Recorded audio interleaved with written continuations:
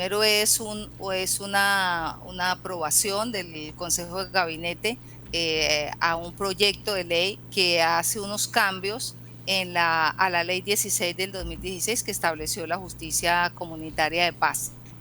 Esta justicia comunitaria que su objetivo, digamos, es facilitar básicamente el acceso a la justicia a nivel comunitario y pues resolver ciertas disputas o ciertas desavenencias menores para no congestionar la justicia. El cambio que quieren hacer pues es un aspecto bien importante porque desde el punto de vista del compliance, digamos, porque lo que... Licenciada Joy Tunjano, bienvenida aquí a Relax. Buenas tardes. Buenas tardes, Magdiel. Buenas tardes para todos que nos escuchan. Y te cuento que aquí donde estoy ya está lloviendo. Acá por el sector de Costa del Este ya está lloviendo. Así que sí, vamos a enviar la lluvia para allá. Sí, estoy viendo. Acá está el sol, así que estamos compitiendo a ver quién envía a quién primero. Bueno. Pero bueno, hablemos de esto, porque recientemente se presentó este proyecto de ley que busca establecer la justicia comunitaria de paz. Primero, entender de qué se trata esto de justicia comunitaria de paz y qué tiene que ver con lo que comprendemos hoy como estas jueces de paz. O sea, ¿tiene algo que ver? Sí, claro. Lo que busca bueno, primero es una aprobación del Consejo de Gabinete a un proyecto de ley que hace unos cambios a la ley 16 del 2016 que estableció la justicia comunitaria de paz.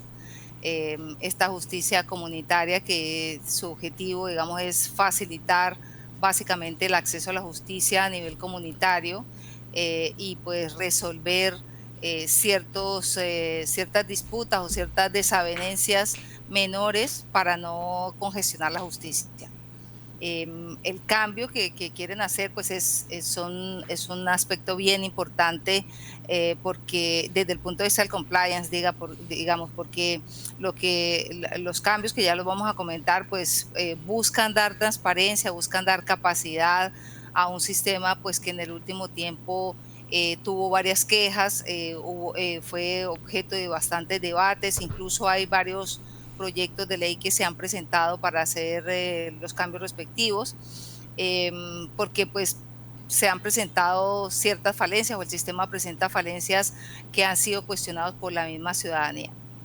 Judy, antes de continuar, ¿cuál es el alcance que tiene esto? Y al hablar de comunitario, yo pudiera entender que tiene que ver con aspectos menores, digamos, pleitos entre vecinos y demás, pero ¿cuál, digamos, es su alcance pertinente, ¿no? ¿Hasta dónde llega? Sí, bueno, esta ley, la ley 16, pues lo que hizo fue crear las casas de justicia comunitaria en cada corregimiento y estableció la figura de los jueces de paz como autoridades principales de esas casas de justicia comunitaria. Estos jueces tienen la responsabilidad, como ya lo comentamos, pues de resolver conflictos comunitarios menores por faltas menores, promover la mediación, la conciliación, pues a través de métodos alternativos de resolución de conflictos. Uh-huh. Establece un procedimiento que es eminentemente oral, es simple, es expedito y se enfoca específicamente en la resolución de esos conflictos antes de recurrir o para no recurrir a un proceso formal. Y evitarnos, digamos, también toda esa burocracia que es tanto cansina como para aquellos que están involucrados, como incluso para el mismo sistema que llega en algún momento a saturarse de cosas que pudieran solucionarse de otra manera. Pero cuando tú te refieres, digamos, a estos conflictos simples o sencillos, ¿cómo los podemos tipificar, ¿no? Porque para algunos creo que la interpretación es importante. Claro, mira, son asuntos de convivencia, por ejemplo, ruidos, basuras, problemas de convivencia en general, y también hay algunos tipos de casos que pueden ser atendidos y de asuntos civiles y comerciales con unos límites de cuantía hasta de $1,000. Ok. Que digamos, mi perro o el perro del vecino se hace en mi casa a cada rato y no lo limpia, y yo estoy cansado y bueno, voy y acudo a una de estas instancias para tratar de resolver el tema. Así es, una casa comunitaria de paz y el tema lo aboca este juez de paz. Entonces, eso es lo que contiene, digamos, con ciertos procedimientos específicos que establece la ley para poder desarrollar o para poder escuchar a las partes y que el juez de paz pues tome una decisión. Sin embargo, pues ha sido bastante, no del todo, no ha solucionado del todo los conflictos porque pues el procedimiento establece que son soluciones o son decisiones subjetivas del juez de paz. Uh-huh. Entonces, por eso ha surgido desde hace mucho tiempo pues la necesidad de hacer una modificación a esta ley, que es súper importante porque, pues, como lo decía al inicio, descongestiona el sistema judicial y, por supuesto, que resuelve los problemas que son menores, ¿no? Y que siempre se presentan en todas las comunidades. Claro que sí, Judy. Y para poder entender un poco, ¿no? Porque cuando tú dices que termina siendo hasta subjetivo, claro, me imagino que como no lleva todo el proceso, como lo haría un proceso judicial, estamos hablando de que quizás no soy experto, ahí tú me vas corrigiendo, no se necesita ni un abogado, ni tampoco hay, digamos, un peritaje en las pruebas, y eso va a terminar pues siendo la decisión del juez en quién me convence más, ¿no? ¿O estoy Exactamente. Ajá. Exactamente, porque lo que hace es escuchar, el procedimiento es oral, es expedito, o sea, no tiene mayor aspectos que tengan que cumplir, ni mayores formalidades. Entonces, como en todos los procesos y como en todas las decisiones, pues hay una parte que toma bien o le resuelve positivamente la desavenencia y otra que no. Sin embargo, pues como es facultativas estas decisiones, pues tienen o generan ciertas desavenencias y ciertos conflictos y malestares que se han presentado en el último tiempo. Que termina pareciéndose más, digamos, a un show de la doctora Polo, ¿no? En algunos casos. Claro, sí, exactamente. Porque hablamos de temas comunitarios, ¿no? Que quizás no son algo que claro que es importante, pero no es una cuestión de vida o muerte. Pero ahora, pero fíjate que sí, no son, pero es el día a día de la comunidad, es claro, el día a día exactamente, de las personas, y acuérdate que todos estamos hechos de pequeñas cosas, ¿cierto? Entonces, es cuando ya altera el orden y pues la convivencia pacífica de la ciudadanía, pues ahí ya hay un aspecto que se tiene que mejorar, porque se trata pues de las familias y se trata del entorno precisamente de donde convivimos, ¿cierto? Entonces no es menor el aspecto. Y adicionalmente porque en este momento hay 461 jueces de paz, y además, como funcionan en las 24 horas, también hay jueces de paz que son nocturnos. Okay. Entonces, digamos que si bien los límites son bajos y los aspectos que ven estos jueces de paz, los casos que ven pues son menores, pues no dejan de ser relevantes en el día a día de la ciudadanía. Por eso pues el Consejo de Gabinete se reunió. Lo que informó la ministra es que este proyecto de ley ha sido consensuado pues por la mayoría de los actores, digamos, de las comunidades, de las asociaciones comunitarias, para que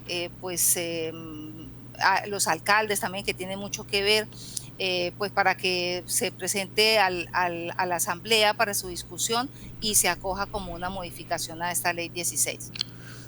Y ahora sí quiero de repente empezar a que nos expliques, Judy, en qué consisten estas modificaciones, porque en algo que mencionas sí es muy cierto, es el día a día, y estamos hechos de pequeñas cosas. Creo que llegar a la casa y escuchar siempre ese ruido del vecino que no baja, ese volumen y que todos los fines de semana hace una fiesta y que aquellas personas que viven trabajando de lunes a sábado y le toca encima pasar un mal fin de semana porque no puede descansar, porque el vecino tiene esa música a todo dar, creo que eso lo va afectando poco a poco.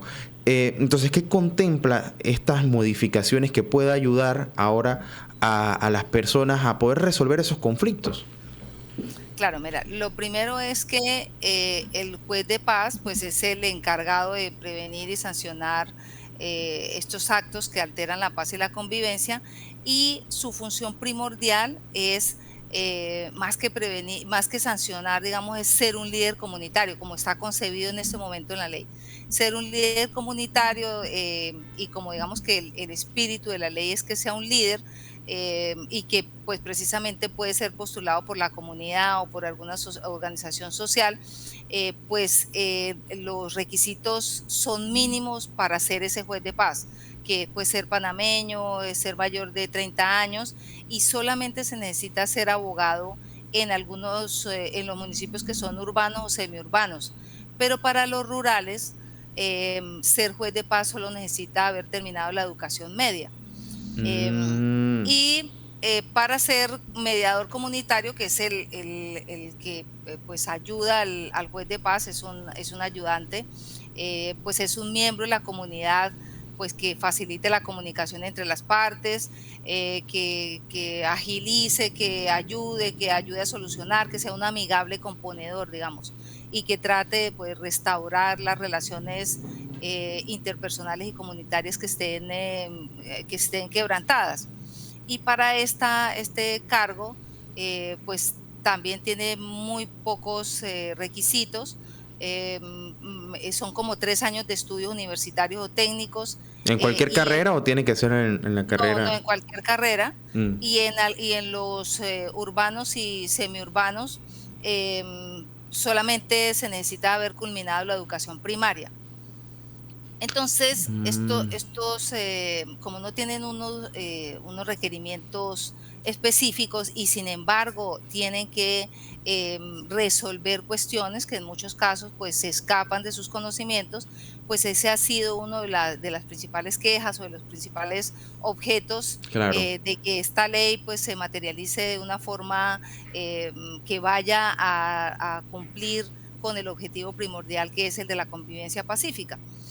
Entonces, uno de los principales aspectos que marca a este anteproyecto de ley es que buscan que todos los jueces de paz sean abogados, en todos los casos, no solamente en los urbanos y en los semiurbanos, sino que en todos los casos sean abogados, para pues garantizar que tengan el conocimiento adecuado en la resolución de los conflictos, y además pues que haya que las decisiones judiciales pues las decisiones pues tengan una calidad específica, y que estén apegados a la ley. Claro, Judy, porque lo que hace sentido para cualquier persona es que alguien que está en esta posición por lo menos tenga esos conocimientos técnicos. Sabemos que hay otros aspectos como la capacidad de negociar, de resolver problemas que no necesariamente requieren de que seas un abogado, pero creo que lo ideal sería pues que se tenga cierto conocimiento sobre las leyes en su conjunto para tener, digamos, cierta confianza de que quien está emitiendo un juicio tiene conocimiento general sobre cómo se manejan las leyes. Es lo que pienso yo, no tengo que estar en lo correcto, puedo equivocarme, pero es lo que siento que sería, por lo menos de mi parte, lo correcto, lo ideal. Claro, que esté ajustado a la ley, ¿no? Y sobre todo esté ajustado a la Constitución. Y que finalmente esas decisiones que tomen estos jueces de paz pues sean completamente sustentadas, ¿no? Y que no sean simplemente por quién lo convence más, o por una decisión subjetiva. El otro aspecto importante que quieren modificar es la forma de nombrar esos jueces de paz, porque hoy en día el alcalde hace una citación a la Comisión Técnica Distrital, que es una comisión que está integrada por representantes de las juntas comunales, del Consejo Municipal y de otras organizaciones civiles, y luego hacen una convocatoria para quienes estén interesados en el cargo. Es todo como un proceso muy burocrático y al final del día los que nombran a los jueces de paz es el consejo de una terna que envía al alcalde. Entonces, hoy lo que quieren, el cambio que quieren realizar es que ese juez de paz sea nombrado por una comisión que convoque el Ministerio de Gobierno, que tiene que estar reglamentada y que pues claramente tendrá que tener ciertos requisitos de aptitud y de actitud y otros más que agreguen en la reglamentación para que no sea utilizada localmente para otro aspecto que no sea específicamente el ser juez de paz. Claro, pero ahora me surge la otra consulta con respecto a este mecanismo, porque no sería como añadir más métodos burocráticos para elegir a estas figuras. ¿O? Sí, pero lo que se busca es que haya una convocatoria general que la lidere el Ministerio de Gobierno, que no sea local, digamos, porque al ser local, pues se trata de pagar favores o de hacer otro Claro. tipo de movimientos locales, mientras que pues la idea es que al ser general, al convocarlo al Ministerio de Gobierno y como son tantos jueces de palos que hay que nombrar, pues no necesariamente tenga que ser de forma tan burocrática a nivel local. Que era la otra pregunta que te iba a hacer, porque ¿cómo garantizar de eliminar los sesgos en esta figura de juez de paz? Porque, digo, si es un residente de la comunidad en donde en algún momento puede hacer que le toque abordar un tema que involucre a alguno de sus allegados, ¿cómo esta persona va a responder de forma objetiva? Claro, claro, sí, ahí se elimina la subjetividad de ese cargo específicamente. Em, lo otro es que en este momento los jueces comunitarios, el mediador comunitario, hay un mediador comunitario por cada casa de paz y lo que está buscando es que sea un mediador comunitario por cada 3 municipios, por cada 3 casas de paz y de esta forma pues reducir el presupuesto, ¿no? El presupuesto de esos nombramientos para poder también tener un ajuste. Y que, porque lo que pasa es que en este momento hay casas de paz que tienen muchos conflictos, que tienen muchos temas que tienen que resolver, muchas discrepancias que tienen que resolver, y hay otras que no tienen ni una. Entonces lo que buscan es pues tratar de racionalizar y equiparar el funcionamiento para que todas puedan dirimir los conflictos y no necesariamente que se recarguen algunas.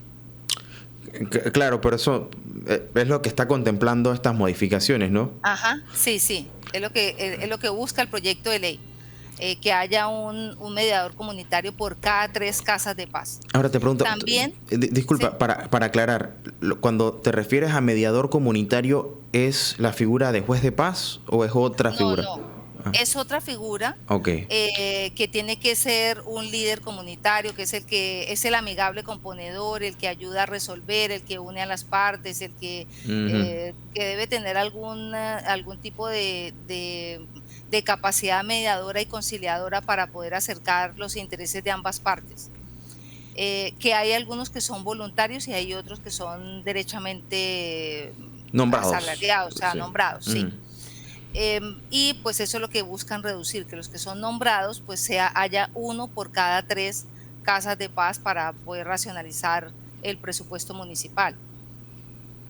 Oh, También mm. buscan establecer un sistema de supervisión y evaluación para esos jueces comunitarios de paz y los mediadores, y poder monitorear el desempeño, poder monitorear que se estén cumpliendo los estándares de calidad en la administración de justicia, pues que busca el Estado como tal. Y esto pues no es otra cosa que el aspecto de la mejora continua, ¿no? Que tiene que haber, que todos los sistemas tienen que estar siendo evaluados, tienen que estar estableciendo objetivos para ver si efectivamente está funcionando y si no está funcionando, pues poder hacer los cambios, los ajustes respectivos para que en otras pues, funcione, ¿no? Claro que sí. Ahora, esto, digamos, en un aspecto general, pareciera que puede ayudar a desahogar un poco lo que decías que está pasando en algunas casas de paz en donde los conflictos están saturados. O sea, el personal no se da abasto. Pero, ¿cómo lo consideras? ¿Crees que en efecto va a ayudar o que esto quizás pudiera retrasar? Porque estamos hablando de que habría que volver a entrenar a todo este sistema en este nuevo método. Sí, pero lo que busca es precisamente poder eh, tener una efectividad en lo que ya existe. No es cambiarlo, sino que haya efectividad, que haya, que precisamente se racionalicen los recursos y que en las casas de paz donde hay congestión, pues puedan asumir algunos de estos temas, aquellas casas donde no tienen, porque el gobierno hizo una evaluación. El ministerio hizo una evaluación sobre estas casas de paz y lo que encontraron es que en algunas está súper congestionado, hay muchos temas y pues hay demoras en los procedimientos, en los procesos, y en algunas no hay ningún tipo de conflicto. Entonces, si se mejora, si se racionaliza, si hay una trazabilidad en las distintas casas de paz, pues seguramente va a ser eficaz los cambios que se hagan. Seguramente se va a reglamentar la ley, los cambios que se hagan se van a reglamentar y ahí de esa manera se van a poder asumir algunas obligaciones por parte de los que no tienen menos trabajo.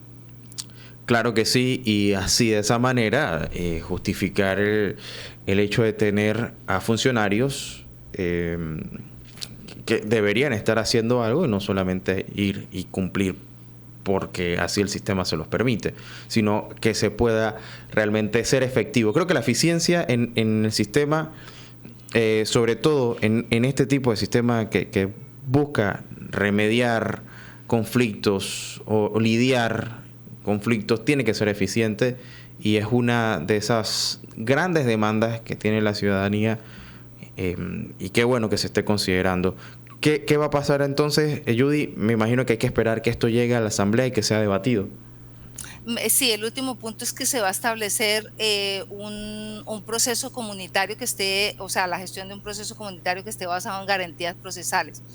Y esto significa pues que haya un procedimiento para poder atender estos temas, estas quejas, estos casos que se presenten ante los jueces de paz, porque en este momento pues no existe, es un proceso oral, expedito, muy rápido, y esto se da precisamente, o este aspecto, este procedimiento que se va a implementar, se da precisamente porque por las quejas que se han presentado, porque lo que entendieron o las quejas que tomaron es que las decisiones de los jueces pues eran discrecionales y que ello pues generaba demoras, ineficiencia en la resolución de los conflictos. Entonces van a establecer un procedimiento homogéneo para que todos sientan que hay un trato justo y equitativo en esta justicia comunitaria.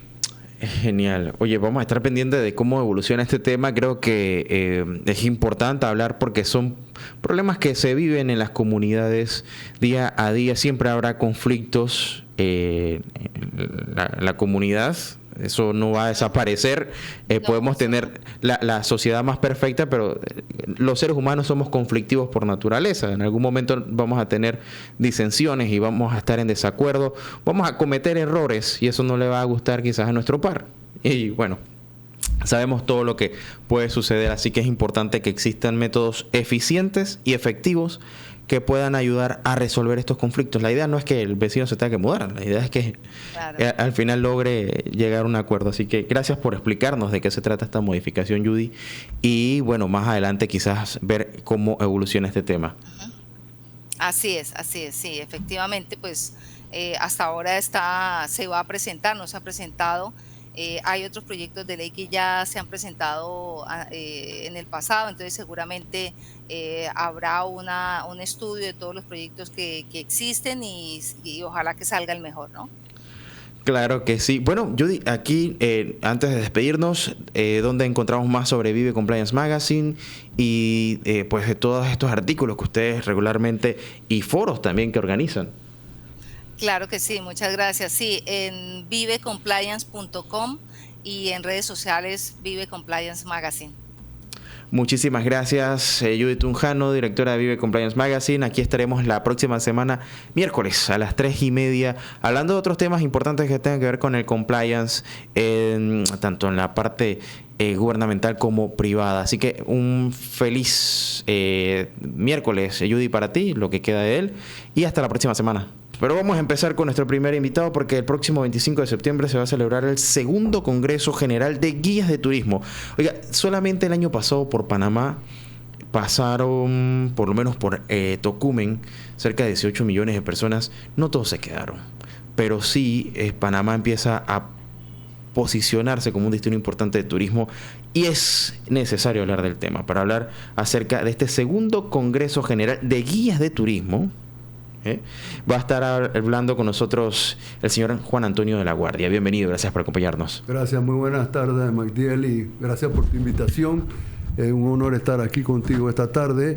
Y aunque el Congreso dice de guías de turismo, en realidad están todos cordialmente invitados. Tenemos unos expositores de primera y creo que los temas que van a hablar de ellos son de interés para todos.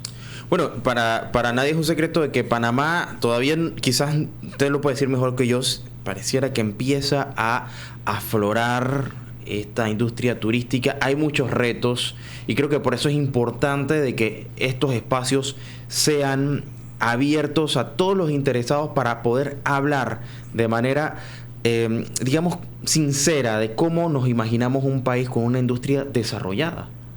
Panamá tiene todas las características para ser un destino número uno. Estamos hablando culturalmente, naturaleza, historia, ambos océanos, y por supuesto que siempre tenemos que tenerlo presente, el Canal de Panamá. Ajá. Sí, así es que sí, esperamos pues que todos los que asistan puedan experimentar la experiencia con estos expositores de primera, como te mencionaba, y estoy seguro pues que va a ser todo un éxito. Es más, ya hemos superado pues la cantidad de personas que esperábamos que se registraran, así es que estamos muy positivos de que va a ser todo un éxito. Bueno, dentro de poco hablamos un poco de los detalles del registro y todo lo demás. Destaco que es en Boquete, en la Hacienda Los Molinos. Este año, a inicio, finales del año pasado, New York Times colocaba a un destino de Panamá, precisamente era Boquete, como los destinos a visitar en 2024. Habla de esa relevancia de nuestro país que está en la mira internacional. Sí, mira, estoy escuchando también unos, ¿cómo se llaman estos que andan por todo el mundo, viajeros, que tienen su programa en YouTube, se llama nomad.com, creo que se llaman, son españoles. Y no solo hablaron maravillas de Panamá, todo les encantó, quedaron en que van a regresar porque ellos están supuestos a ir hasta Alaska, pero dijeron que si ellos decidían quedarse a vivir en algún lugar, ese sería Boquete. Claro, por el clima, por todas las facilidades que tiene. Quizás nosotros como panameños no lo vemos, no lo entendemos, porque digo, toda la vida hemos estado en este terruño, la mayoría de nosotros no ha salido por mucho tiempo, ha vivido en el extranjero y vemos todas las deficiencias, las limitaciones, pero hay también un montón de oportunidades que deberíamos empezar a explotar. Me encanta que me hables de eso, de que a veces vemos todo lo malo, y es verdad. A veces pues no vemos todo lo bueno que tenemos Panamá. Te cuento que, por ejemplo, y yo sé que eso no va a estar la mayoría de las personas de acuerdo conmigo, pero la mayoría de los turistas me dicen que este es el país que mejor los han tratado, que han sido bien amistosos. Fuera de lo que se dice por ahí, que dice que nosotros somos groseros, que somos malos. Bueno, pues me dicen que aquí es donde mejor los han tratado. Y eso lo dicen lo del programa este también, que los han tratado súper bien, que Panamá les ha encantado por eso también. Claro, y eso sí, porque nos han dado una mala fama. Hay que ver si realmente la fama la creamos nosotros o nos las han querido imponer, de que aquí la gente es grosera, que es mala, que el servicio es pésimo.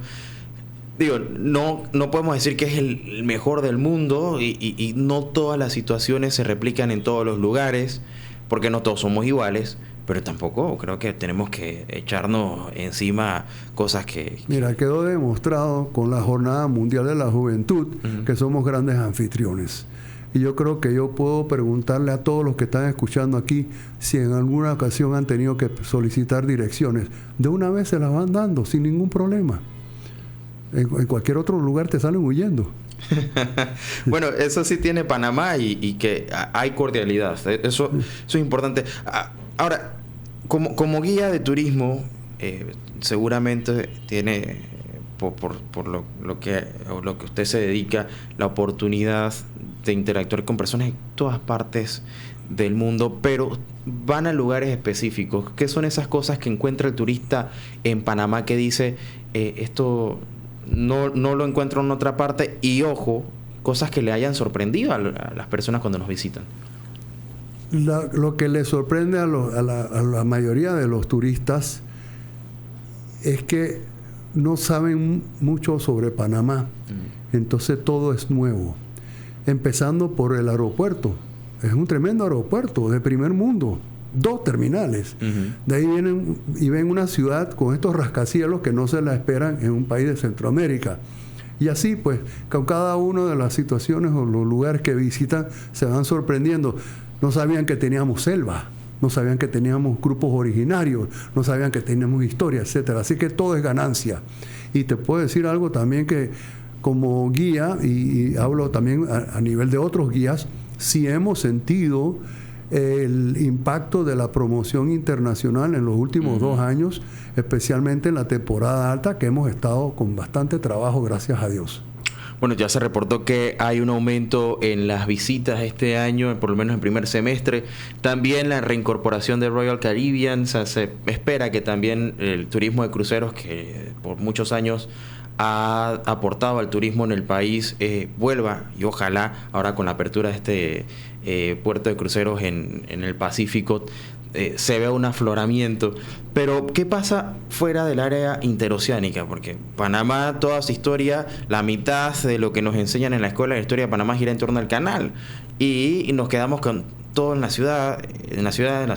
¿Qué pasa para el interior? Sí, mira, muy buena pregunta, Magdiel. Nosotros, la Asociación de Guías de Turismo de Panamá, que somos miembros de la Cámara Nacional de Turismo, cumplimos con la misión de nosotros de que el turismo es todo el país. Y es por eso que este año decidimos llevar el Congreso de Guías a Chiriquí, y lo estamos celebrando la próxima semana ya. Oye, acá veo que está un cafetalero y barista internacional, el lugar en donde se produce el café más caro del mundo, en la provincia de Chiricana, que son cosas que se pueden seguir también explotando y vender. Estoy seguro que lo están haciendo, pero que Panamá sea más que un canal, creo que no tiene que ser visto como que algo malo, más bien es algo positivo. Totalmente, Magdiel. Mira, el señor Francisco Serracín, que es el que va a dar la charla, yo lo escuché hace como 8 años en una charla sobre el café, y gustó tanto que el mismo lugar lo volví a llamar para que dictara la charla de nuevo. Así de buena es la charla. Pero fíjate que cuando hablamos de que es el café más caro del mundo, pareciera que simplemente lo vendemos más caro que nadie. En realidad es más caro porque eso es lo que los compradores internacionales están dispuestos a pagar por ese café. Pero eso no quiere decir que haya otras variedades que también son de especialidad, que es parte del tema que va a hablar el señor Serracín. Claro que sí. Oiga, y vea que a mí me llama la atención, porque cuando uno sale, donde sea que uno vaya, en otro país te dicen que ellos tienen el mejor café del mundo. Panamá puede decir sí, pero nosotros nos han pagado más que ningún otro. Así que la discusión ahí creo que tiene otra... Yo creo que te puedo decir que anecdóticamente yo solía decir que teníamos el mejor café del mundo, pero tenía entonces a los ticos, a los colombianos, a los brasileros, claro, a los jamaicanos, a los peruanos, decían, no, nosotros tenemos el mejor. Entonces me corrijo. Si es verdad, ustedes tienen el mejor, nosotros tenemos el más caro. que no es lo mismo. El del mejor es debatible, pero digo, el que está dispuesto a pagar más, yo creo que con eso yo terminar la discusión.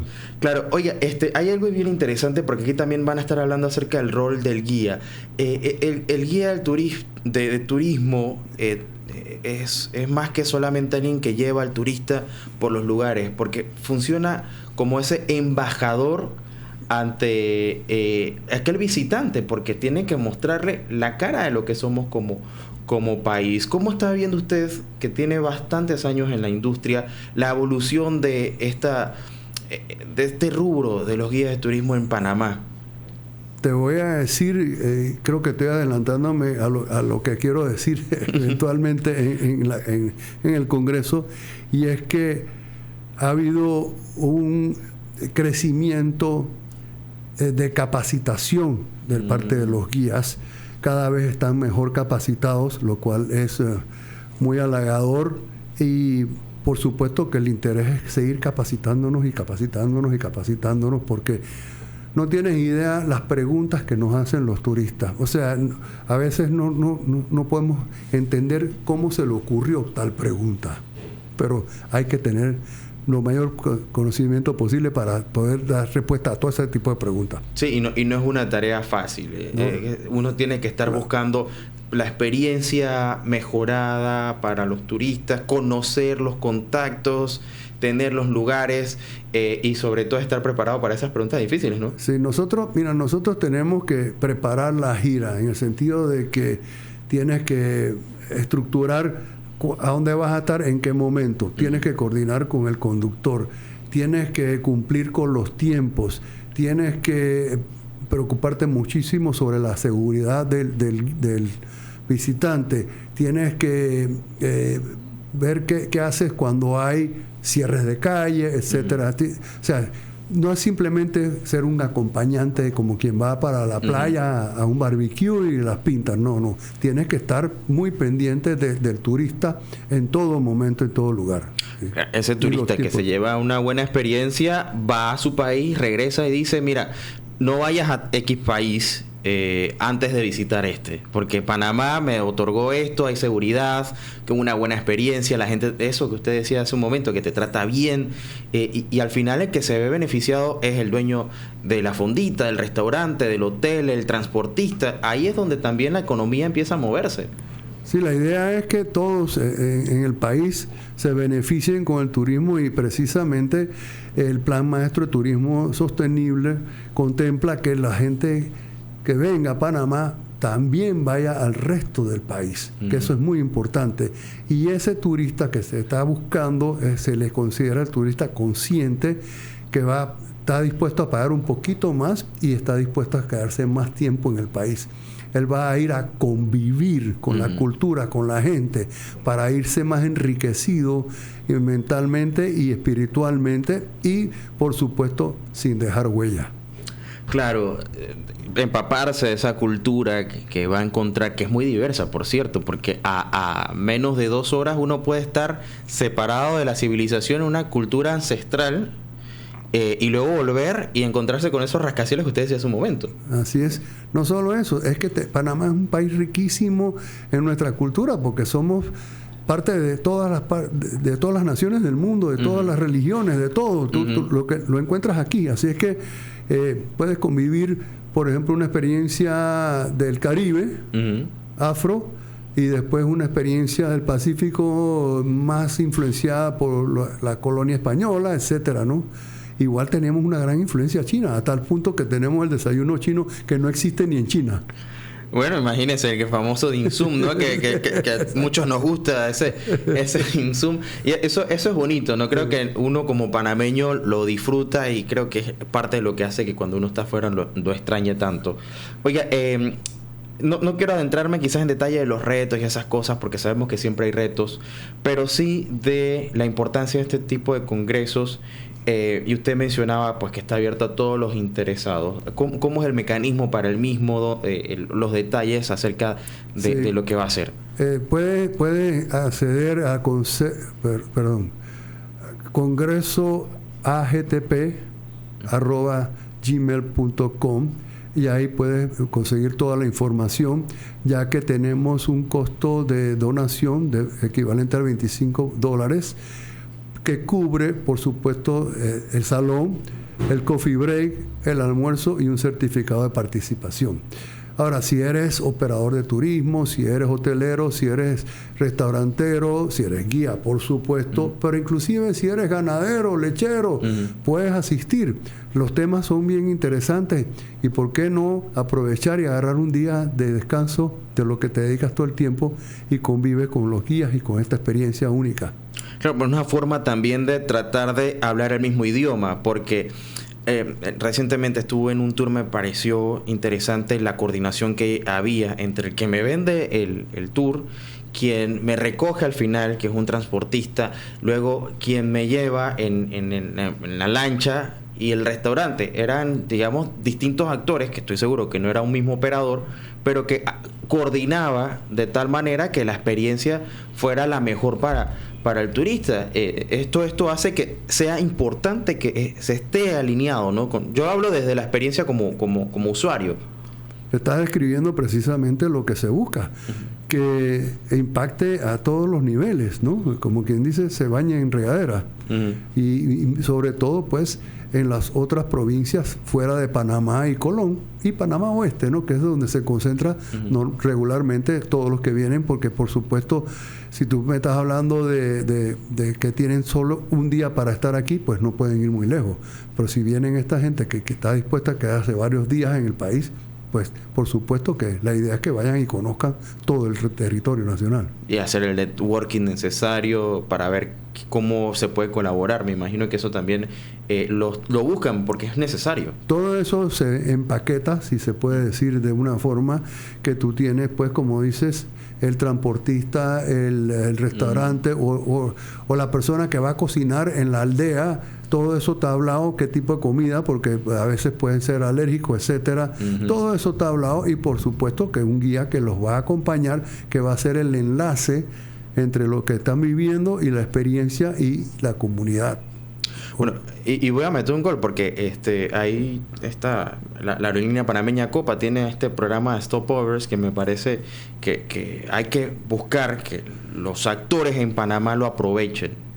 No, ellos ya están haciendo su parte como aerolínea en ofrecer que los viajeros que no tengan dentro de sus planes a Panamá sin un cargo adicional puedan quedarse unos días. Eso, bueno, ya esa es una parte. La otra parte es cómo lo aprovecha entonces el sector turístico aquí en Panamá para que eso se convierta en ganancias para el país. Sí, mira, lo que describes es que si tú vas, por ejemplo, de un punto en los Estados Unidos a un país en Sudamérica, con Copa va a hacer una parada en Panamá, el famoso stopover. Entonces puedes decidir quedarte, creo que es entre una noche y 6 en Panamá, sin un cargo adicional, siempre y cuando pues te decidas a comprar ese stopover en el momento que estás adquiriendo el pasaje aéreo. Esa persona tiene diferentes alternativas, puede meterse en internet a buscar turoperadores o buscar experiencias y así pues es como se va a lograr que llegue a Panamá, se quede una noche aquí por decir algo y decida irse, no sé, a San Blas a tomar un velero, o se quiera ir a Boquete a subir el volcán Barú, etcétera, ¿no? Entonces, como dices, sí, beneficia definitivamente, ¿no? Y Panamá no es tan grande como para decir que necesitas más de una semana como para irte a Chiriquí y regresar. Yo creo que con una semana tienes para ir a Chiriquí, Bocas del Toro y un par de lugares más. Si fuera por mí te deberías quedar como 2 meses. No, seguramente no. No, es que sí, la verdad que tú te puedes quedar 3, 4, 5 días en Boquete, después te vas a Tierras Altas, después te vas a Boca Chica y te falta entonces Boca del Toro. Así que sí, Panamá, el país es chiquito y llegas relativamente rápido a cualquier destino, pero tenemos unos atractivos para que te quedes meses si quieres. Oye, eso va a ser tema de otra ocasión porque nos hemos quedado sin tiempo. Nada más recuérdenos la fecha, el lugar y los detalles para este segundo Congreso General de Guías de Turismo de Panamá, que en esta ocasión pues se está trasladando a provincia, lo cual es positivo porque se está considerando también que fuera del área interoceánica también hay que explotar el turismo. Sí, el Congreso del próximo 25 de septiembre en Hacienda Los Molinos, en Boquete. tiene un costo de $25, que es una donación realmente, que te cubre el coffee break, el almuerzo, las exposiciones, por supuesto, y el certificado de participación. Y aquellos interesados en averiguar más pueden acceder a la página de Facebook, página web, congresoagtp@gmail.com. Claro que sí, ya lo sabe, para todos los interesados, no solamente tiene que ser operador o guía, puede ser alguien interesado en aprender e involucrarse, ¿no?, en el tema y participar de esta industria que está ahorita haciendo lo suyo, ¿no? La promoción está haciendo su parte. Yo sé que los turoperadores... estudiantes también, por supuesto, que les vale la pena que asistan, ¿no? Que inclusive si están estudiando turismo, sobre todo, es el momento ideal para que vayan así. ¿Hay precio especial para estudiantes? 25 igual para todos. La donación no discriminamos. Ok, perfecto. Ahí está.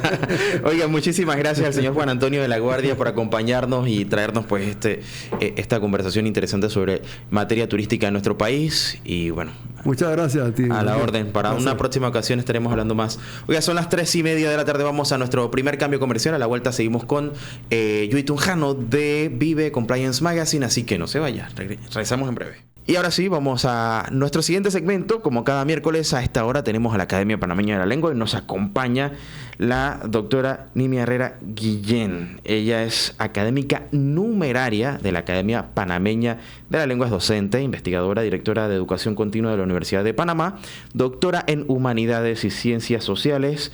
Tiene publicaciones como Exprésese Mejor, los vicios de dicción, la intertextualidad y el providencialismo. De Providencia, no de provincia. No. En la creación de imágenes del Istmo de Panamá, en la Carta de Jamaica de Cristóbal Colón. Hay dos cartas de Jamaica, ¿verdad? La de Cristóbal y la de Simón Bolívar. Claro. Son dos diferentes. Son dos diferentes. Y la imagen del Istmo de Panamá en crónicas del siglo XVI. Bienvenida, gracias por acompañarnos. Gracias. No, perdona, y viendo lo último, cuando hablábamos sobre la imagen del Istmo de Panamá, es la Carta de Jamaica. En esa carta de Cristóbal Colón, que fue la carta que escribió en su último viaje, su alto viaje, es la primera descripción que tenemos del Istmo de Panamá. Cuando él viaja del Cabo Gracias a Dios hasta prácticamente lo que es ahora mismo parte de Cunayala, donde llegó Bastidas en el retrete, y él pasa por Costa Rica, llega a Veraguas. En Veraguas sabe que hay mucho oro porque lo que andaba buscando Colón era oro. Pasa por Veraguas y Dallas, y él dice, y lo doy por conocidos y lo doy por tomados. Y continúa su viaje. Pero cuando va, decide regresar, porque su ambición por el oro era increíble, y regresa. Y a él lo agarraron varias tormentas. Entonces, cuando regresa, tiene la peor tormenta. Y tiene una frase que decía, y allí me encontraba en aquel mar hecha sangre, hirviendo como caldera, como gran fuego. Wow. Entonces, esa es la primera imagen que nosotros tenemos del Istmo, en pleno octubre, lluvia. Entonces, el regresar fueron muchos días de tormenta.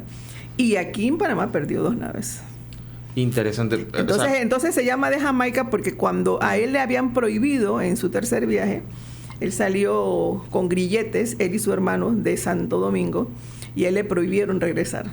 Entonces, él pedía que lo apoyaran, pero porque sus naves estaban totalmente anegadas, comidas de broma de mar, de gusano de mar.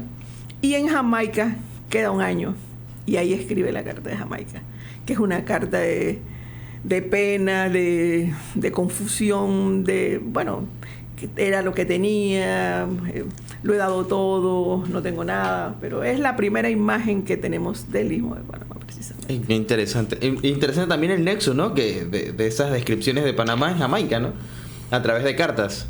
Exacto. Él se queda en Jamaica porque como no podía llegar a Dominicana, entonces él manda a pedir ayuda y socorro.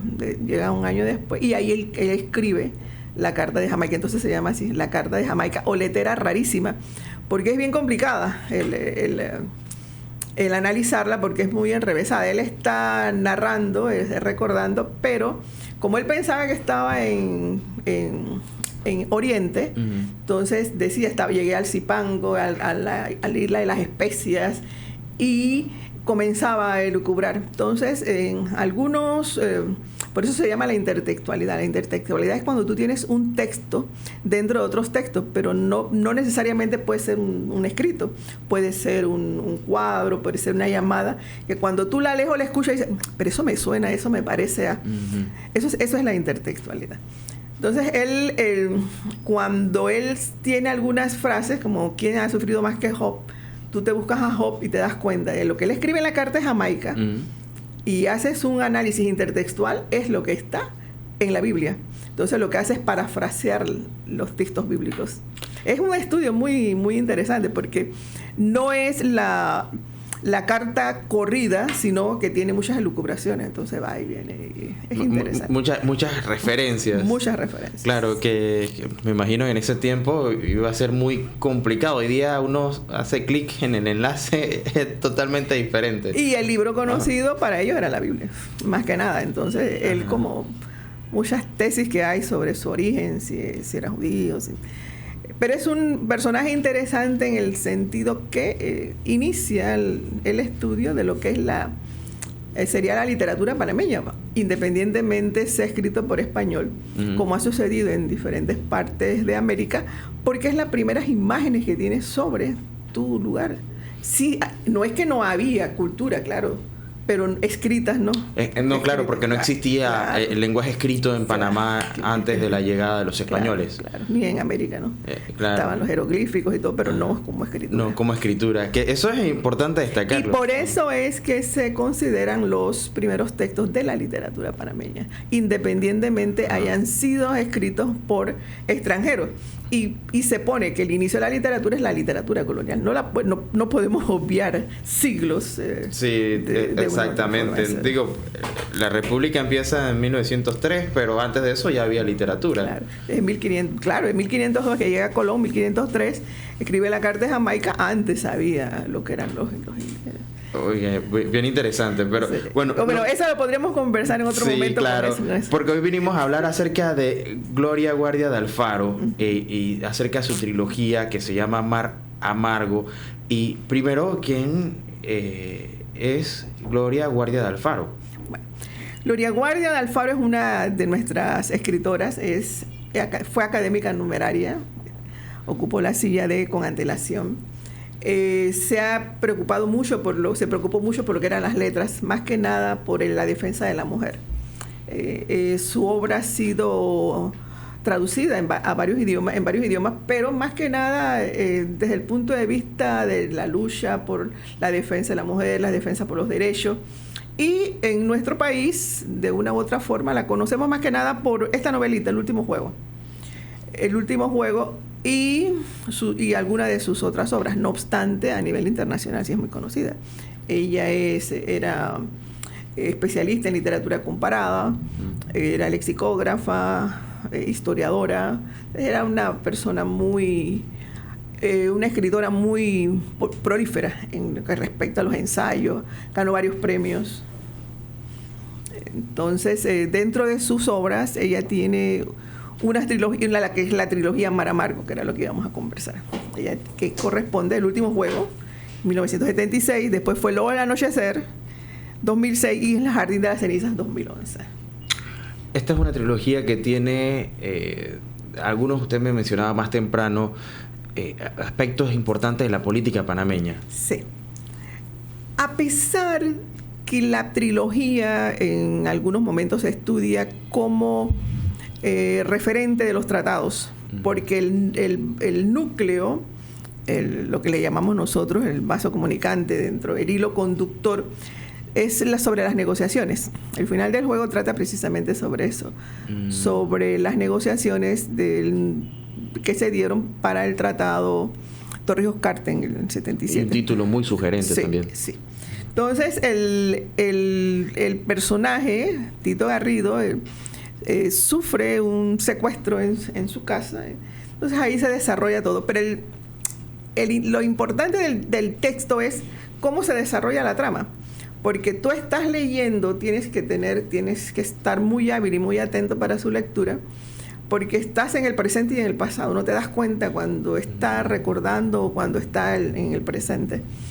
Entonces eso lo lleva a todo un mundo de un diálogo que al final es un monólogo porque es consigo mismo, ¿no? Y describen lo sucedido durante la parte del secuestro, todo lo que vivió y de una u otra forma las negociaciones.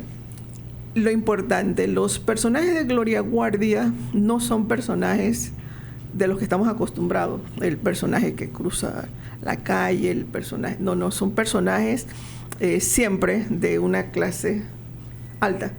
Es decir, porque los negociadores... ella lo mira desde la cabeza, de donde, quiénes son los que generan las ideas y las negociaciones. ¿Estos personajes son personajes ficticios o son personajes reales? Bueno, como ella pone en su epígrafe un texto de Cabrera Infante en Tres Tristes Tigres, siempre la ficción se confunde con la realidad. Pero cuando se lee la obra hay que tener cuidado porque hay personajes reales. Hay hechos reales. ¿Mantienen los nombres? Claro, mantienen los nombres. Mantiene los nombres. Mantiene los nombres, algunos son ficción. Ella lo que hace en la última novela, El Jardín de las Cenizas, ella al final tiene un cuadro cronológico en 2 columnas.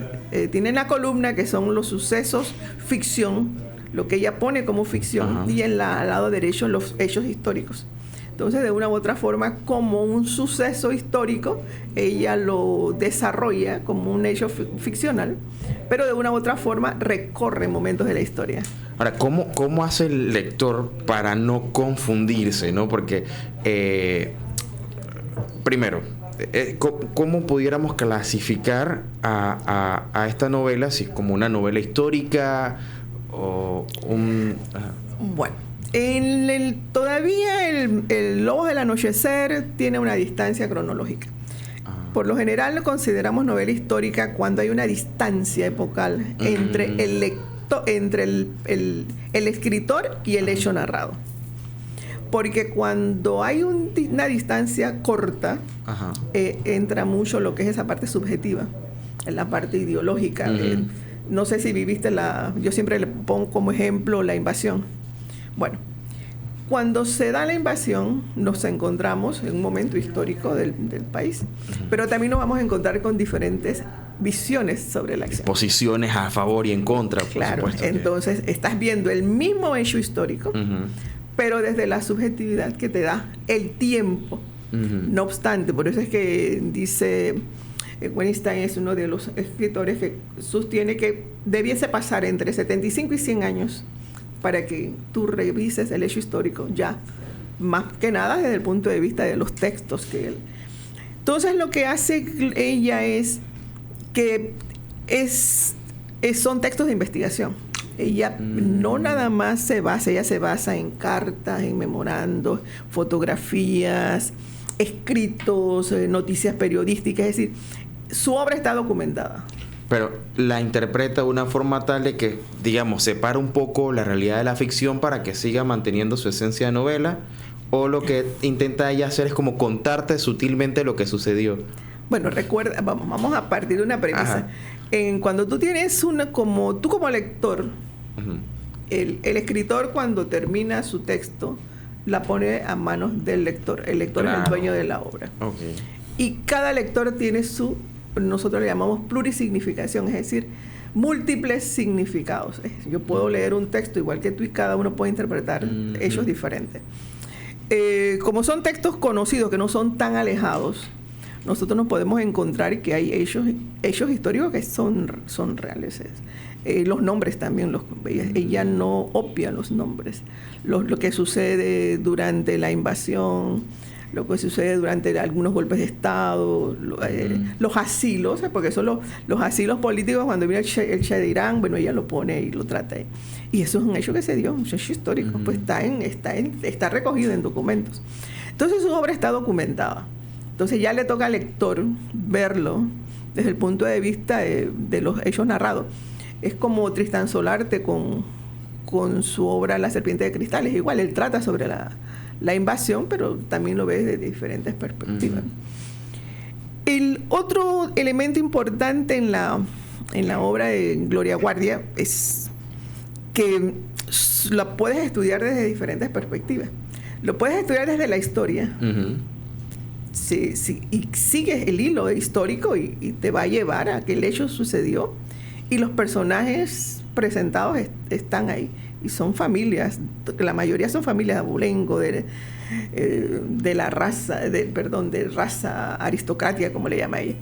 Y por eso muchos la consideran como novela elitista, pero no, es más que nada por el tipo de personajes que no son los a que estamos acostumbrados. Pero también la podemos ver, estas dos como novelas negras, como novela de investigación. Porque en Lobos al Anochecer es sobre el asesinato de Ramón Cantera. Todas las tesis que hay sobre Ramón Cantera. ¿Y coloca todas esas tesis allí? Bueno, eso le corresponde al lector. Ahí hay un personaje, claro, un personaje ficcional, pero ella cuenta lo que sucede con Ramón, como Ramón antes, durante y después del magnicidio. Claro, el personaje que aparece como el asesino, ella lo pone como una triada. Uh-huh. Y ella ya decía que es la CIA, la Cosa Nostra, porque ya la mafia con los tráficos de droga ya estaba, había penetrado, y la Guardia Nacional. Para ella, para la narradora, porque no es ella también le da la voz a un narrador. El narrador, que es la triada, y siempre la triada era quien llevaba adelante todo lo que era el magnicidio. Con personajes ficticios, realmente, porque el asesinato de Ramón todavía sigue en un signo de interrogación. Entonces ahí expone cómo fue Rubén Miró, cómo él accede a declararse culpable, después se retracta, pero ahí no le hacen caso. Cuestiona a la Corte Suprema y a la Asamblea en el juicio que le hicieron al expresidente Guisado.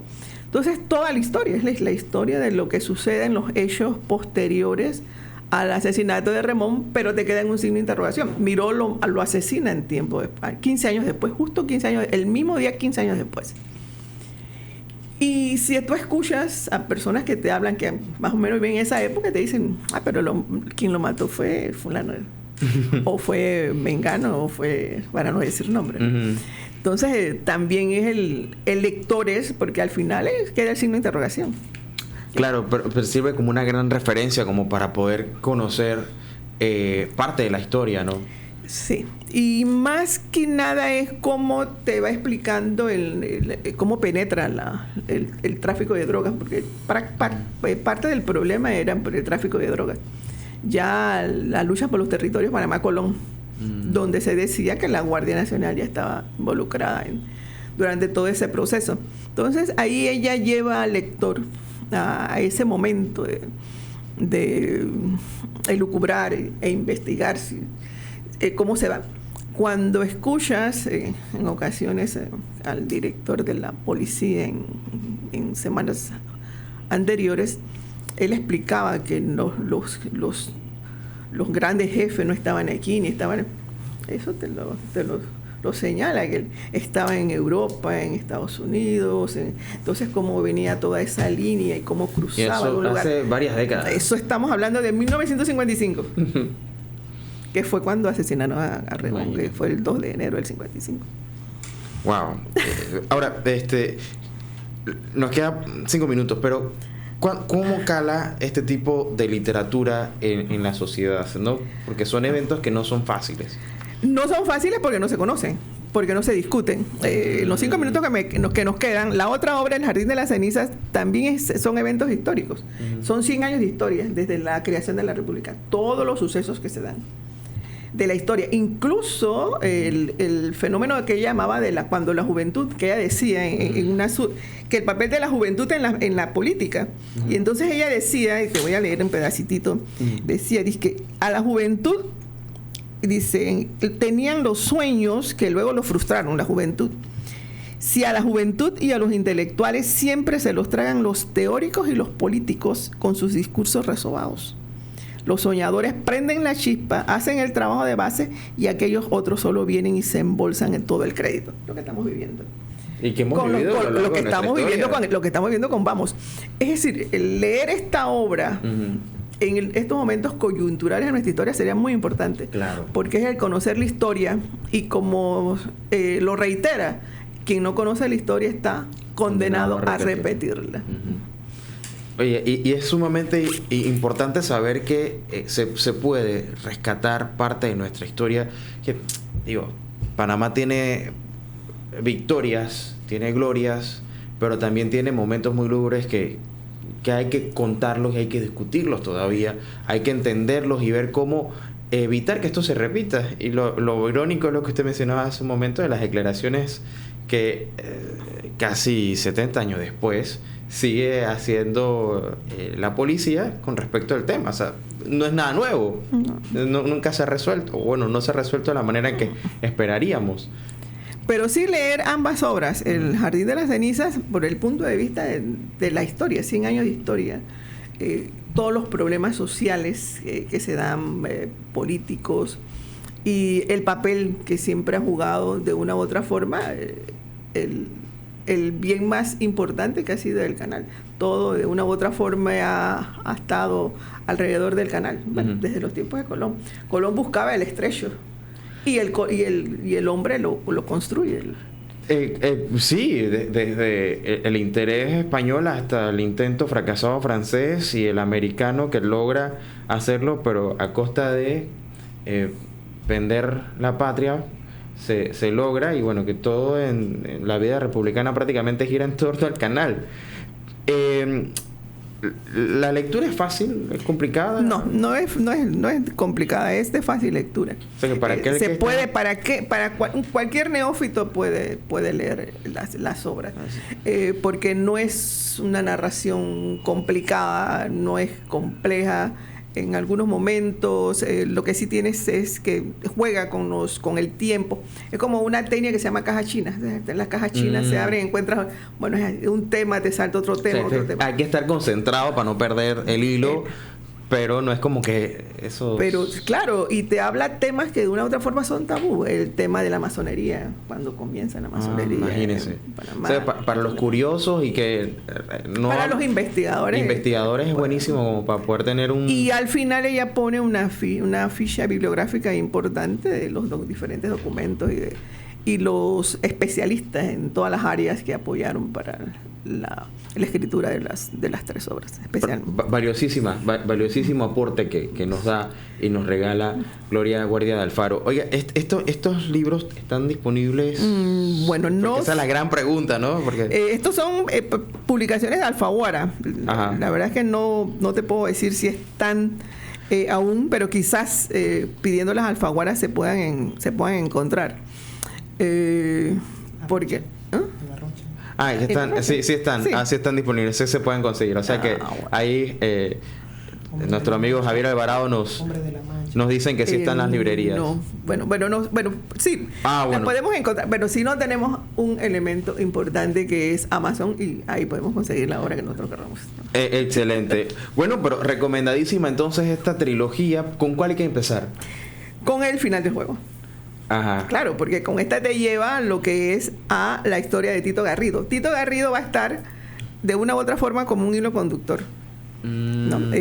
Casi no lo encontramos en Lobos del Anochecer, pero en El Jardín de las Cenizas sí. Y es como la más corta también. Sí.